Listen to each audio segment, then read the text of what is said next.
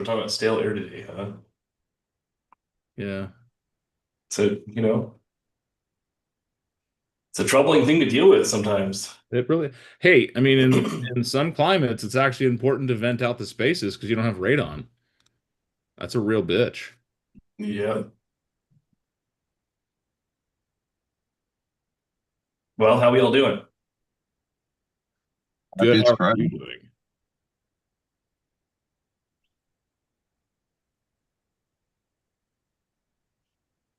Oh. Do do Jim, do do do do do do. No. All right.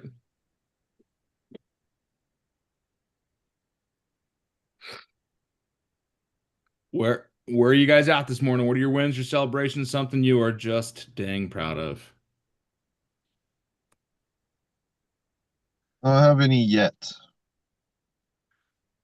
You showed up. I did show up. I always show up though. Had This an is offer accepted on a land deal yesterday. congrats, Jimmy.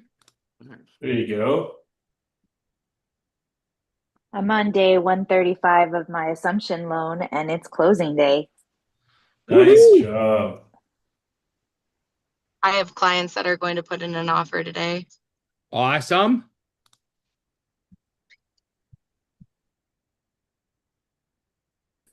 I negotiated a repair request and got it accepted yesterday. Way to go. Additional credit for my buyers. Yep, same as with me. Love you. Have a good day. Trying to escape through the door, so. Close the front door. Leave the back door open. My kids are leaving me with the Sammy, and she's gonna try to escape. Stephanie photobombed you, but you're looking at a different screen. I can see her in the background. I see the top of her head as she's staring at the TV. You're too close to the TV, Stephanie. No, I was Okay. taking pictures of Audrey. She got a new haircut. She looks so cute. Oh, she's sweetie. I thought I had them convinced to go to Tucson. Bye. Love you. Hi, guys. In December I 7th. thought I had them to convince to go to Tucson for the Christmas party, but we were looking at airline prices and all the stops went through San Diego. And they're like, well, let's go to San Diego instead. Yeah, there you go. Go to San Diego. Fabby, you need to throw a Christmas party now. There you go. Hotel or party. Everybody can come. I can do that. I like it. Other wins, celebrations, guys. Get it out there before we let Sam tell us what's going on. Bye. My biggest win for this week is we are playing our last game on Saturday, and the team is my son's team, like help coach, and we are 10-2-1 on the season, and he's gonna win this game. So we'll be 11-2-1 on the season. For his first year in baseball, it's pretty good. Dang, dude. Mm-hmm. Love that. I hosted my first open house yesterday and going for two more today. All right. On the road to 70 or 70, 30 open houses in 30 days. Nice. 70 open houses in 30 days. You know what? I think that so far the record on this call is 23 and 30. That's insane. And in that, I mean, Christina can speak to it, but she picked up like 6 or 7 pieces of business. 9. 9 pieces. Thank you. 9 Yeah. pieces of business. And then you closed how many? Like this was earlier in the year, and then you closed 6 of those deals in 6 have September. closed, yeah. Yeah. 6 of the 9 that she picked up from that open house run. That was in March that So I if we did that. do the math, what is the dollar per open house? Yeah, that's a great question. That's a lot per open. So, because some of them were 2 hours, some of them were 3 hours. Not dollar per hour at the open house, just dollar per open Dollar house. per open house. Yep. How much you Oh. made? How much you made from those 6 divided by 24?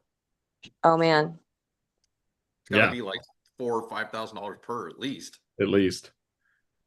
yeah. Well, I mean, let's call it because I closed 6 last month, and that was what was it? 2.7, 2.9, Was that buy or sell?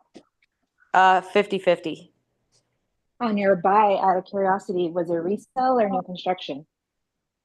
Those ones last month all resale. Cool. Good on you.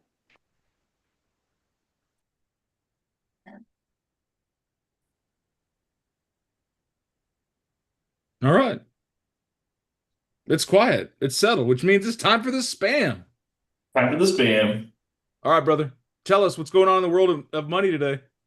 Yeah, well, I don't know if you guys noticed, but the government decided to go back to work, which was nice. I don't know if they do anything, but interestingly enough, though, that brought our inflation numbers back up again. So kind of looking at that 3% number again, which is interesting, just given all the other data we have. So right now the rates are kind of holding steady in the mid to high sixes. I would expect by the there not be a ton of movement between now and the end of the year. So rates have kind of trended up. They were at a much lower point beginning of the month, but as we creep into the end of October, November, and December, we'll probably see them kind of stay in that high six range. However, going into 2026, with like appreciation numbers in the single digits in some markets for real estate dipping below into the negatives, I would expect to see rates kind of come back down into the fives. Really, we have like this big pent up buyer pool that's waiting for that magic 5%, even if it's 5.99. It's just psychologically that sits a lot better than six anything, right? Even though the payment difference between 5.99 and 6% is like $3, right? So we're kind of seeing that trend carry itself through the entire real estate market, where the only like lasting numbers or the numbers that they're continuing to grow but not grow at a accelerated rate is new construction. So there's still a large majority of sellers that are in that 4% and lower rate that will hold until there's a big segment of that 4% or lower rate that are not of retirement age. Those people, the chances of them selling that house are low unless there's a huge debt overload or some crisis. So that kind of segment of the market staying. The area to focus on, in my opinion, is that 4% and lower home owner that is in retirement age or nearing it, because they all have accumulated debt load. They have potential for downsizing. They have a ton of equity. We have more equity we ever have as a nation, right, in real estate. That segment, and then new buyers. There's new first-time home buyers. I've always preached this. That's like the most resilient segment of the market because they don't have any historical data to go off of, right? They don't have like, well, when I bought my first house, it was at 2%, right? They just need to buy a house, and they see rent increasing year over year, and they see throwing money away, and their families are expanding. So, in my opinion, the two areas to focus on, just for now and then going forward, is retirement age, sub 4% homeowners for listings, and then first-time home buyers. But my dad told me the market's going to crash. Well, your dad also told you that the home inspection was fine with me. Yeah, it's interesting because there's always a way to proof text anything, right? We have so much information now. We've quietly gone from the information age to the misinformation age.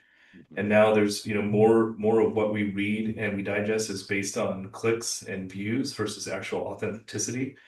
But if you really boil it down to the actual data, I think we have a higher chance of different markets collapsing. Like we definitely have a student loan bubble that we're currently in.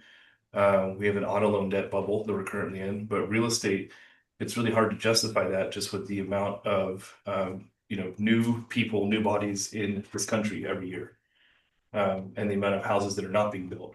We still have a massive deficit. I think it's like 36 million home deficit across the nation. So in order for there to be a bubble that would burst, we'd have to have a lower deficit number, and we just haven't seen that. We've seen that number increase every single year. So inventory is still too tight or super tight. But never say never. All we can focus on though is what's in front of us. And what's in front of us is we have a large segment of the population that is holding in their homes that are nearing retirement age, and they have to do something. And we also have, you know, a growing first-time home buyer market that needs to move up, move out, do something. And so those are the areas that, you know, we have to focus on being the educators for. How do you downsize successfully? How do you sell that house where you'll never see that debt again? 4% is probably never going to be something you'll see in your lifetime. And how do you set yourself up to where you can have some financial freedom going into retirement years? That's why I'm a big proponent of real estate investing, you know, using real estate as a tool for creating cash flow and then making that money work for itself. Any 30-year period in history will always see real estate appreciate. Take any segment of 30 years, any 30 consecutive years over recorded history, real estate will always appreciate. God, I'd say you could even dwindle that down to 10 years with a certain level of accuracy, depending on the area. Yeah, no, I mean, most likely, yeah. 30 years is the easy number because people, you know, they see a mortgage and they say 30 years. But yeah, you could probably, I bet you could break that into 10-year segments. So you look at any, you know, any recession is going to last 18 to 24 months, and the rebound is equal to its length. Typically, there's no like, you know, hard fast rule to that. So yeah, any 10-year period in real estate, I bet you would see a rebound for the how much it lost. 30 years might be substantially, right? 30 years, yeah, it's substantial. You know, something else that's interesting is, you know, when we look at money, so what is your like definition of money? How do you view money? It's a resource.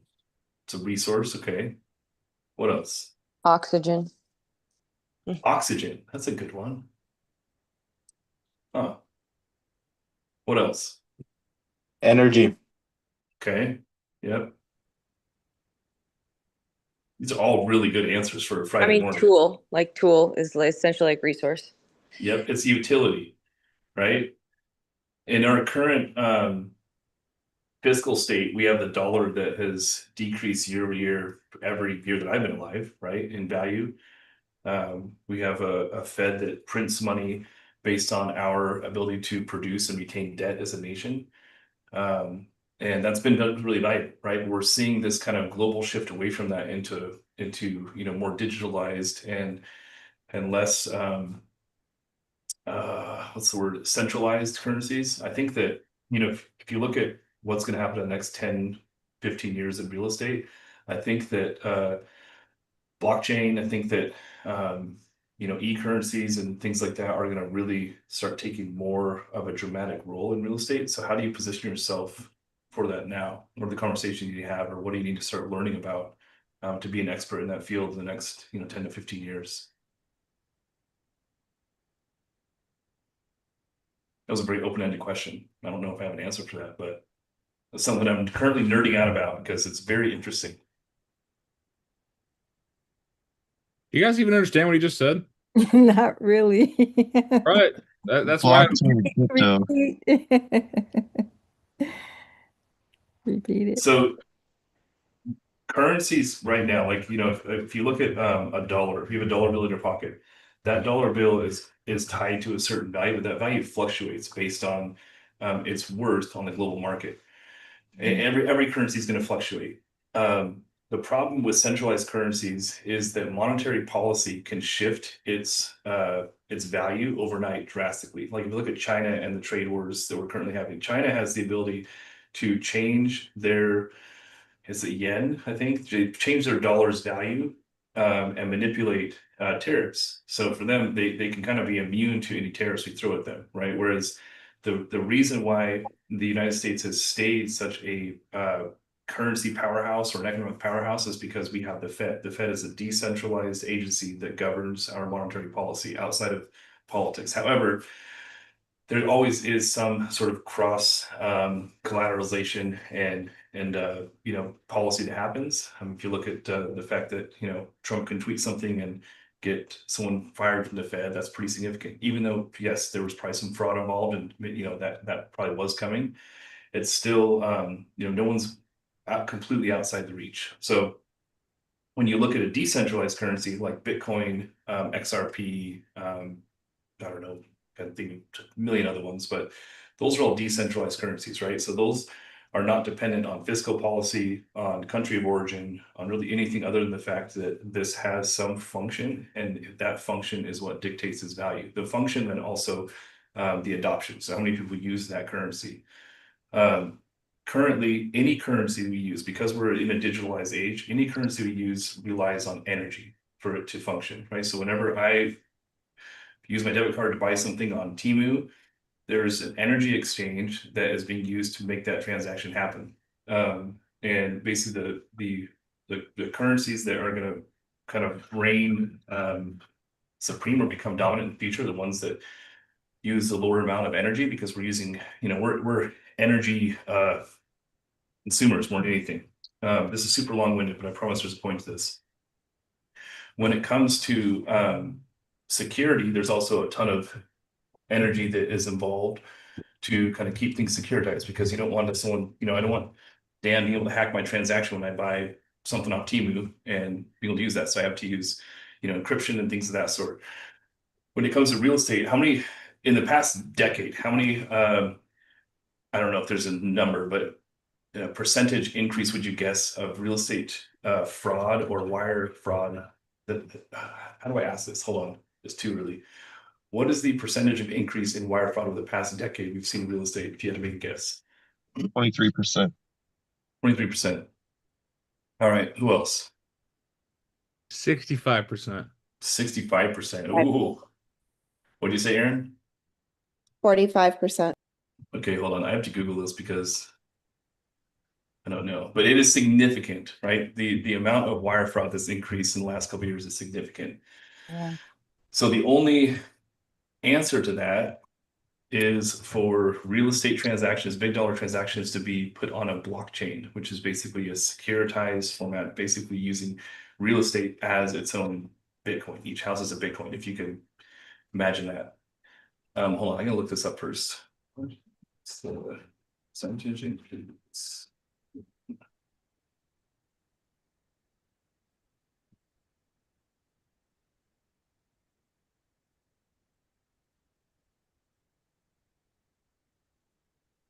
I read something the other day that was like a 300% increase. I don't know if it's accurate though. Jesus. Might be. Okay, well, what Google is doing is Googling.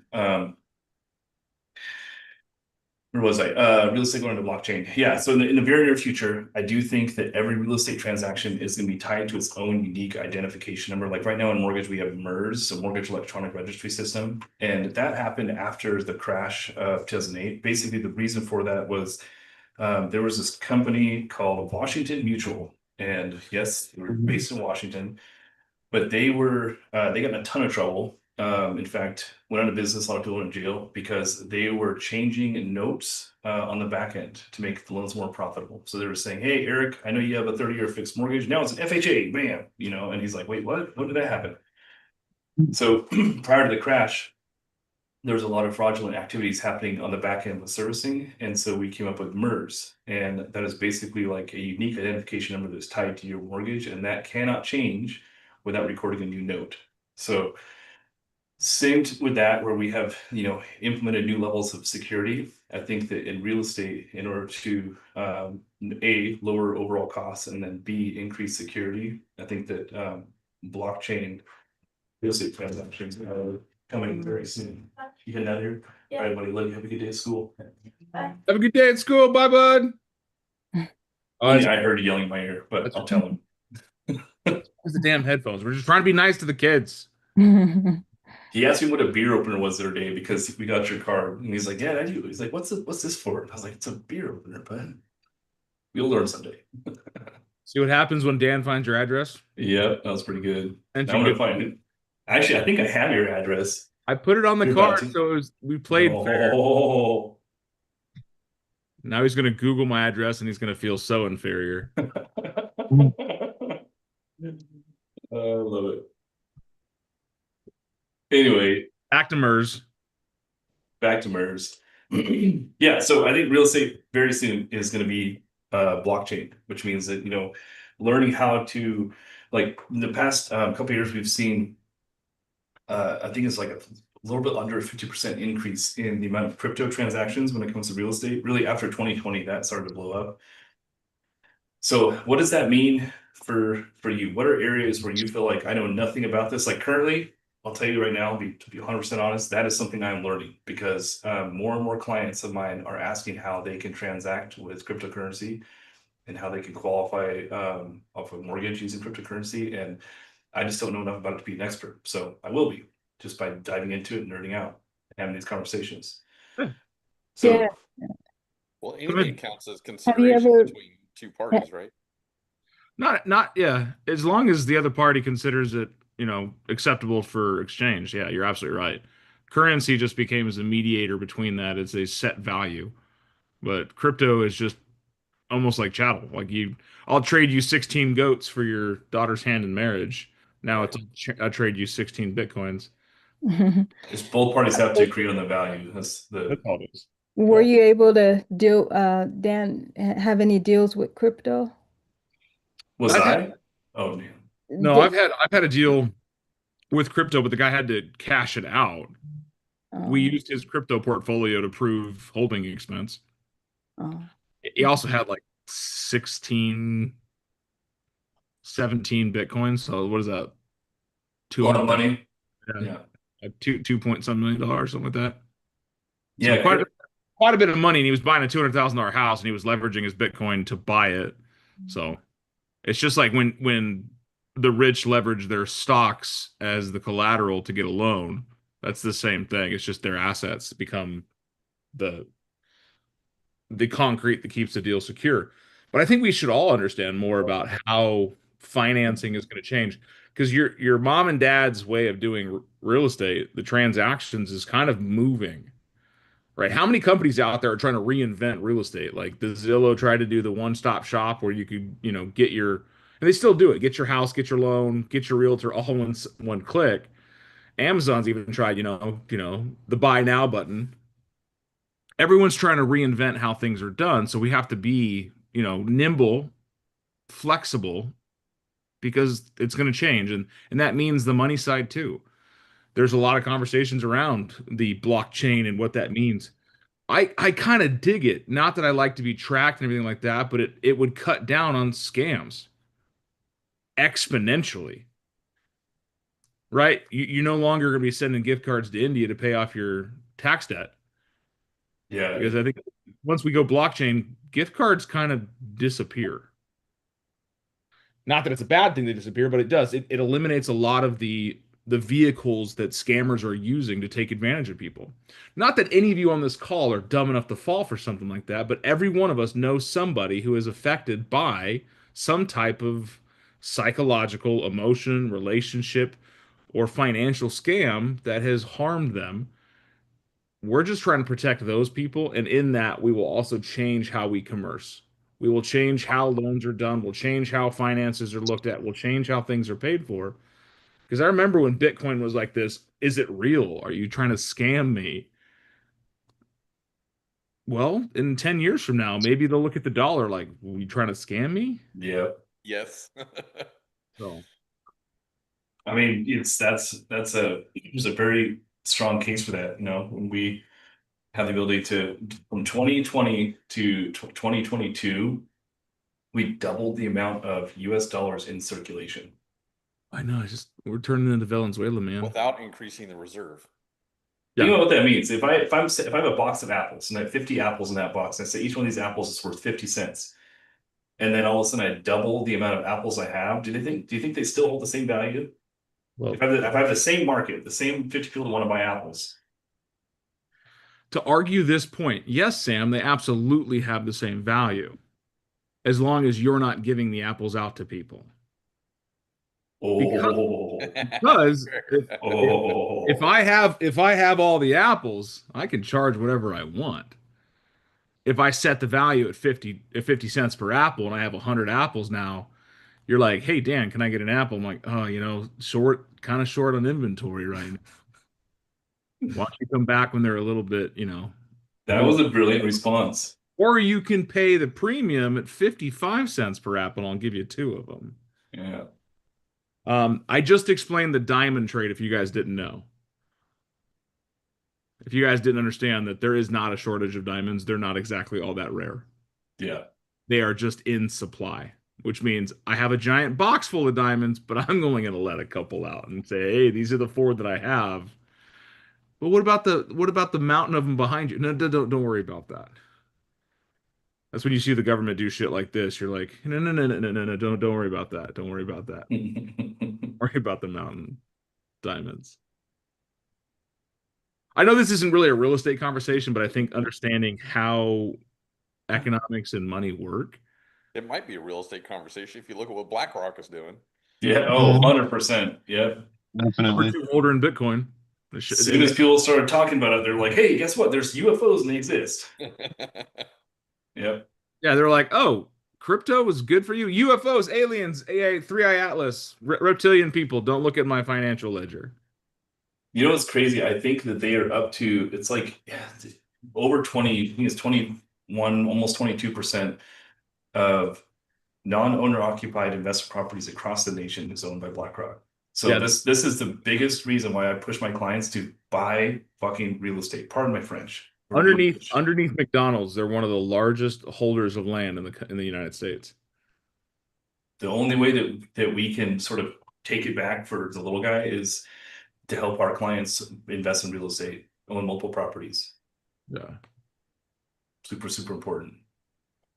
But Dan, how am I going to do that? Well, we talked about it the other day, didn't we? Baby steps, right? Changing how we look at things. Small adjustments. I was the type of person. Now I am this, right? Yeah, Sam, you should have been on Monday's call. It was a good one. Oh. That's why you see in the chat the I was and I ams. We had a Yeah. big conversation around identity. So, if you guys find a really good deal, really good investment property opportunity, maybe just an ugly ass house and needs some work and sellers are a little bit motivated to get it sold, I want you to ask these questions. Should I buy this house? But it's probably going to scare you right now, that question itself. Well, I don't know what I'm doing. You got Sam. You got me. You got Jimmy. I got 5 of them here in Sierra Vista, Dan. I just don't know what to do with them. I'll take Leave all them. 5. Yeah, Jimmy wants to look at them. Sam wants to look at them. I don't There's even like need to look 5 at of them. That's the thing is these are opportunities. There are hundreds and hundreds of wholesalers in our area that literally just try to sell contracts because somebody has the inn, like Sam does on the street, the place across the street. He's got the inn. He bought it at a good price. He could easily flip it to someone for a $50,000 instant cash profit just by turning it and say, "Hey, here's my assignment fee." If there's hundreds of those people in the middle, why can't we be the originators? Or if I have to pay $10,000 or $15,000 to pick up a property that's sub-market that would be a good rental or maybe a good flip or something like that, you're just paying a bird dog. You're paying a fee for them to go out and find it. Go make those Right. connections, right? Become the person that people reach out to. Hey, I want to sell my house. It's a little ugly. I know Anthony's done dozens of these. Correct me if I'm wrong, Dan, because I used to do, that's how I started my real estate journey, is wholesaling. Well, I thought it was made illegal in the state of Arizona because it was considered equity stripping. That's I what I was think- about to say. I have a personal and ethical dilemma when it comes to wholesaling and being a licensed Yeah. agent. I hate wholesalers. I genuinely too. do because I think I they're thought, underbelly of the society. However, but if you're a licensed agent and you say, hey, you could put this on the market, we could fix some stuff up. You could put $15,000 into this house and you could potentially sell it for X. And they're like, I don't want to do that. I just want to sell it. Here's what I'm willing to buy it for. They're like, okay, great. I'll take that. You have done your job. You didn't equity strip. You didn't take advantage of them. You educated them on the upward end and what it would take to get there. And they chose to go with the alternative solution. What if you said, I I'm would going to like- make you an offer, I'm going to sell this offer for 30,000. yeah, I would like to talk more about that. I know we're running out of time, but that's like right up the alley. That's piqued my interest the most. So I think it's Are you in Sierra Vista? I am, yeah. Oh, it's hard to we never met. It's not purpose. He just stays away from you.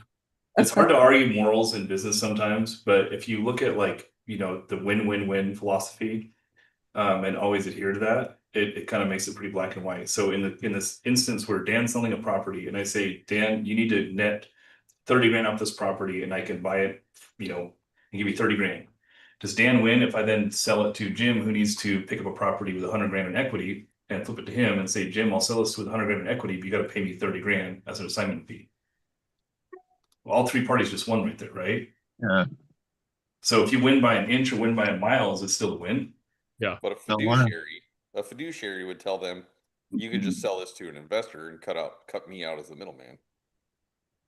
Yeah, it's honestly, it is a gray area for sure. But if I everything in business for me is, you know, it's got to be a win-win-win. Every party has to win. If someone's getting screwed over, just you're not doing the deal. But Or if they are getting screwed over, make it obviously well known and documented that you are screwing them over. Yeah, now in our paperwork, there's definitely a lot more for that wholesaling side of things, guys. And we'll talk more about it. Let's have deeper conversations on how this all works. And the more conversations we have around it, we will change your outlook. And like Sam put in the chat, when you change the things you look at, the things that you look at change. Right? To change the way you look at things. Like look at opportunities, you'll find more of them. So let's continue this positivity. Sam, thank you so much for always pouring into us. We love having you on these Fridays. Guys, take his cell phone. If you don't have a cell phone number, you are wrong. Send him a text today and tell him you thank him. I appreciate you, Sam. You're amazing. You're awesome. No one else is jumping on a call every single Friday to educate you on what's going on in the market and offering you support and not only servicing your needs as a mortgager, but also helping you guys with investment properties. I'm serious when I tell you, give Sam a chance. It's not me asking you as a favor. It's me telling you to do it. So. Appreciate you all. All right, guys. We'll have a fantastic Friday. Go out there this weekend and do something crazy, make some connections, sell some houses.